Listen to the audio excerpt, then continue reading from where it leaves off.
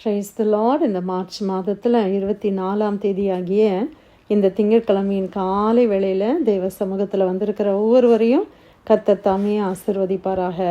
இந்த நாளிலும் நம்ம தியானிக்கிற தேவனுடைய வார்த்தை நம்முடைய பரிசுத்த வேதாகமத்தில் 1 கொரிந்தியர் 3ஆம் அதிகாரம் 6வது வசனம்.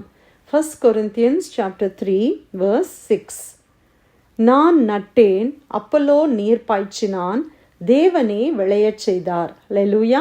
கர்த்தருடைய வார்த்தைக்காய் கர்த்தரை ஸ்தோத்திரிக்கலாம். அப்போஸ்தலனாகிய பவுல் கொரிந்து பட்டணத்தில் இருக்கிற சபை விசுவாசிகளுக்கு அவர் இந்த காரியத்தை அவர் எழுதுகிறார். அங்கே உள்ள சூழ்நிலையை நம்ம பார்க்கும் பொழுது நமக்கெல்லாம் தெரியும், அப்போஸ்தலனாகிய பவுல் அநேக இடங்களிலே தேவனுடைய சுவிசேஷத்தை அறிவித்து அங்கே சபைகளை எல்லாம் ஸ்தாபித்து அநேக லீடர்ஸை அவர் எழுப்பி அதற்கு பிறகு ஒவ்வொரு இடமாக அவர் போய் அந்த ஊழியங்களை செய்து கொண்டு வருவார். அப்புறம் அநேகருக்கு என்ன பண்ணுவார், கடிதங்கள் மூலமாக இந்த மாதிரி நிரூபங்கள் மூலமாக அந்த சபைகளை அவர் விசாரித்து அதில் ஏதாவது பிரச்சனைகள் இருந்தால் அந்த காரியங்கள் எல்லாம் அவர் சொல்கிறத நம்ம பார்க்குறோம். இந்த பர்டிகுலர் இன்ஸ்டன்ஸில் பார்த்திங்கன்னா இந்த சபையில் வருகிற விசுவாசிகளுக்கு ஒரு பிரச்சனை இருக்குது. அது என்ன பிரச்சனை அப்படின்னு சொல்லி நம்ம பார்க்கும் பொழுது நான் வாசிக்கிறேன். மேலும் சகோதரரே, நான் உங்களை ஆவிக்கு உரியவர்கள் என்று எண்ணி உங்களுடனே பேசக்கூடாமல் மாம்சத்துக்கு உரியவர்கள் என்றும் கிறிஸ்துவுக்குள் குழந்தைகள் என்றும் எண்ணி பேச வேண்டியதாயிடுச்சு. அது சொல்கிறாரு, என்னால் உங்களை ஆவியிலேயே உங்களை கூட பேச முடியல, கனெக்ட் பண்ண முடியல. நீங்கள்லாம் கிறிஸ்துவுக்குள்ளே எப்படி இருக்கிறீங்க, குழந்தையாக இருக்கிறீங்க, குழந்தைகளை போல நீங்கள் இருக்கிறீங்க அப்படின்னு அவர் சொல்லுகிறார். மாம்சத்துக்குரியவர்களாக இருக்கிறீங்களே அப்படின்னு சொல்லி அந்த காரியத்தை அவர் சொல்லுகிறத நம்ம பார்க்கிறோம். நீங்கள் பலன் இல்லாதவர்கள் ஆனதால் உங்களுக்கு போஜனம் கொடாமல் பாலை குடிக்க கொடுத்தேன். இன்னமும் நீங்கள் மாம்சத்துக்குரியவர்களாக இருக்கிறபடியால் இப்பொழுதும் உங்களுக்கு பலன் இல்லை. எப்போ பிள்ளைக்கு பால் கொடுப்போம், எப்போ பிள்ளைக்கு நம்ம சாலிட் ஃபுட்டு ஆரம்பிப்போம்? யோசித்து பாருங்கள். பேபியாக இருக்கும்போது, ரொம்ப குட்டி பேபியாக இருக்கும்போது அந்த பிள்ளைங்களுக்கு வெறும் பால் மட்டும்தான் கொடுக்குறோம். கொஞ்சம் அந்த பிள்ளைங்க கொஞ்சம் ஒரு 6 மாதம் 7 மாதம் அப்படிலாம் வரும்போது கொஞ்சம் கொஞ்சமாக என்ன பண்ணுறோம், சாலிட் ஃபுட் நம்ம இன்ட்ரடியூஸ் பண்ணுறோம். இன்றைக்கி நம்ம பால் மட்டும் குடித்து வாழ்கிறோமா? இன்றைக்கி எத்தனை விதமான ஆகாரங்களை நம்ம உண்கிறோம்ல. அப்போ நம்மளுக்கு அந்த பலன் எங்கேருந்து கிடைக்குது? அந்த சாலிட் ஃபுட்டை நம்ம சாப்பிடும்போது நமக்கு அந்த பலன். இப்போ பிள்ளைங்க நல்லா வளரணும்னா நல்லா அதை பண்ணி கொடுத்து இதை பண்ணி கொடுத்து அந்த பிள்ளைங்க நல்லா ஆரோக்கியமாக திடனாய் அவர்கள் வளர்கிறார்கள். ஆனால் இவர் சொல்கிறாரு, நீங்கள் ஆவியில் பலன் இல்லாமல் இருக்கிறீங்களே, நான் பாலையே கொடுத்து கொடுத்து கொடுத்து இன்னும் உங்களுக்கு பலமான ஆகாரத்தை என்னால் கொடுக்க முடியலையே. ஸ்பிரிச்சுவல் ஆவியில் இதை நம்ம யோசித்து பார்க்கும்போது இன்றைக்கி அநேகருடைய நிலைமை இப்படி தான் இருக்குது. இன்றைக்கி என்ன வேணும் அவங்களுக்கு? இயேசு அவங்களை ஆசீர்வதிக்கிறார், இயேசு உன்னை சுகமாக்குவார், இயேசு உனக்கு ஆறுதலை கொடுப்பார், உன்னை கவலைப்படாத, நீ கலங்காத, இந்த மாதிரியான டீச்சிங்ஸை மட்டும்தான் அவங்க லைக் பண்ணுறாங்க. கொஞ்சம் பலமான ஆகாரத்தை நம்ம கொடுத்துட்டோன்னா இப்படி பண்ணக்கூடாது, அப்படி பண்ணக்கூடாது அப்படிலாம் சொன்னால் அவங்களுக்கு பிடிக்க மாட்டேங்குது இல்லை. ஆண்டவருக்காக இதை செய்யுங்க, அதை செய்யுங்க, அப்படிப்பட்ட காரியங்கள் அவர்களுக்கு விருப்பம் இல்லை. ஆனால் அப்படி கண்ணீரை துடைப்பார், கம்பேஷனட்டாக ஆண்டவருடைய வார்த்தைகளை கேட்க ஆசையாக இருக்குது. இது பாலை உண்கிற அனுபவம். அதைத்தான் அப்போஸ்தலனாகிய பவுல் சொல்கிறார், நீங்கள் மாம்சத்துக்குரியவர்களாய் எத்தனை நாட்கள் இருப்பீர்கள், எப்போ நீங்கள் ஆவிக்குரியவர்களாய் மாற போகிறீங்க, நீங்கள் பலனில்லாதவர்களாக இருக்கிறீங்களே அப்படின்னு சொல்கிறார். 3வது வசனத்தில், பொறாமையும் வாக்குவாதமும் பேதங்களும் உங்களுக்குள் இருக்கிறபடியால் நீங்கள் மாம்சத்துக்குரியவர்களாய் இருந்து மனுஷ மார்க்கமாய் நடக்கிறீர்கள் அல்லவா. ஏன் மாம்சத்துக்குரியவர்களாக இருக்கிறாங்களா? அவங்ககிட்ட என்ன இருக்குது? பொறாமை. இன்னைக்கு சபையில் பொறாமை இருக்குதா? ஆவிக்குரிய பிள்ளைகள் என்று சொல்லுகிற நம்மகிட்ட பொறாமை இருக்குதா? பிரியமானவர்கள், வாக்குவாதம். ஒருத்தர் ஒன்று சொல்லிட்டா உடனே திருப்பி 10 வார்த்தை பேசணும்னு நினைக்கிறோம்ல. வாக்குவாதங்கள், பேதங்கள்னா பிரிவினைகள். ஒருவன் நான் பவுலை சேர்ந்தவன் என்றும் வேறொருவன் நான் அப்போலோவை சேர்ந்தவன் என்றும் சொல்லுகிறபடியால் நீங்கள் மாம்சத்துக்கு உரியவர்கள் அல்லவா. அன்னைக்கு பவுலும் நல்லா பிரசங்கம் பண்ணுறவர், அப்போலோவும் பயங்கரமான ப்ரீச்சர். அவங்க 2 பேருமே அந்த நாட்களில் ஆண்டவரால் வல்லமையாக எடுத்து உபயோகப்படுத்தப்பட்டவர்கள். அப்போ என்ன சொல்கிறாங்க அவங்க? ஒரு சிலர் சொல்கிறாங்க, நாங்கள்லாம் பவுலுடைய குரூப், எங்களுக்கு பாஸ்டர் பவுல் தான். இன்னொருத்தவங்க சொல்கிறாங்களாம், இன்னொரு குரூப், எங்களுக்கு அப்போலோ தான், அவருடைய பிரசங்கம் தான் எங்களுக்கு பிடிக்கும். அவர்தான் அப்படின்னு சொல்கிறாங்களாம். இதெல்லாம் மாம்சத்துக்கு உரிய காரியம் என்று அவர் சொல்லுகிறார். பவுல் யார்? அப்பல்லோ யார்? கர்த்தர் அவனவனுக்கு அருள் அளித்தபடி நீங்கள் விசுவாசிக்கிறதற்கு ஏதுவாக இருந்த ஊழியக்காரர் தானே. இன்னைக்கு பிரபலமான ஊழியக்காரர்கள்லாம் நம்ம என்ன செய்கிறோம்? எனக்கு அவங்கள தான் ரொம்ப பிடிக்கும், அவங்க மெசேஜ் தான் எனக்கு பிடிக்கும், அவங்க பாட்டு எனக்கு பிடிக்கும், அவங்க ஜெபம் தான் பிடிக்கும், அந்த கூட்டத்துக்கு தான் நான் போவேன். அவர்களெல்லாம் யார்? தேவனுடைய ஊழியக்காரர்களாக இருக்கிறார்கள்.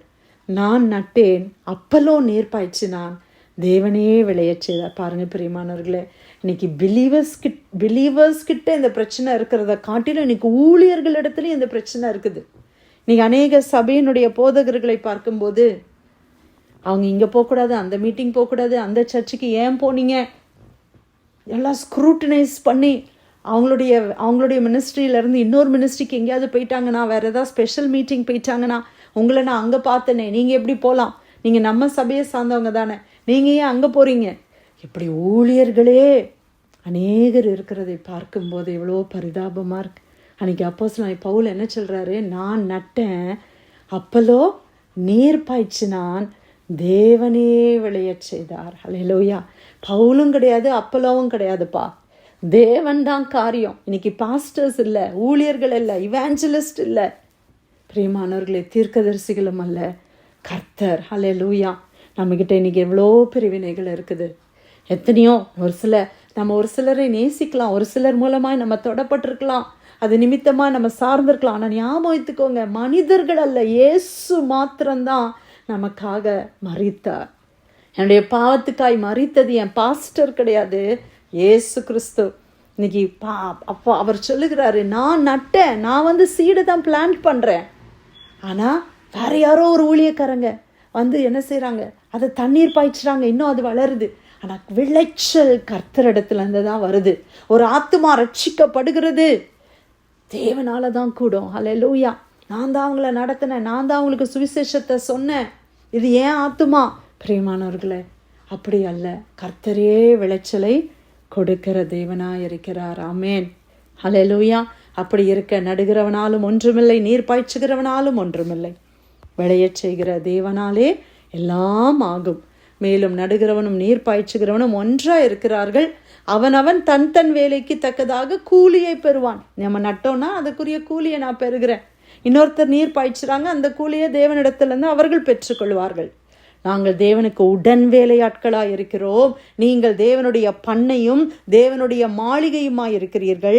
எனக்கு அளிக்கப்பட்ட தேவ கிருபையின்படியே புத்தியுள்ள சிற்ப ஆசாரியை போல அஸ்திபாரம் போட்டேன், வேறொருவன் அதன் மேல் கட்டுகிறான், அவன் தன் தன் என்ன விதமாய் கட்டுகிறான் என்று பார்க்க கடவன். நான் அஸ்திபாரம் போடுறேன், ஆண்டவர் எனக்கு கொடுத்த கிருபையின்படி நான் ஒரு சின்ன காரியத்தை நான் செய்கிறேன். ஒருவேளை என்னை எடுத்துக்கொண்டா இந்த ப்ரேயர் லைனில் இந்த 5 மணி ஜெபத்தை நம்ம செய்கிறோம், அது ஒரு சின்ன ஒரு காரியம், ஒரு சீடை பிளான்ட் பண்ணுறோம். வேறு யாராவது அவங்களுக்கு என்ன செய்கிறாங்க, போதிக்கிறாங்க, அவங்கள விசாரிக்கிறாங்க, அவங்கள ஆவிக்குரிய வாழ்க்கையில் நடத்துகிறாங்க. இப்போ ஒவ்வொருத்தரும் ஒவ்வொரு காரியத்தை பண்ணுறோம். அதான் அப்போஸ்தலன் பவுல் சொல்கிறாரு, நான் அஸ்திபாரத்தை போட்டேன், தேவன் எனக்கு கொடுத்த கிருபையின்படி உங்களுக்கு சுவிசேஷத்தை சொல்லி சொல்லி சொல்லி அஸ்திபாரத்தை ஸ்ட்ராங்காக போட்டிருக்கேன், இன்னொருத்தர் இதில் கட்டட்டும், இதில் என்ன இருக்குது.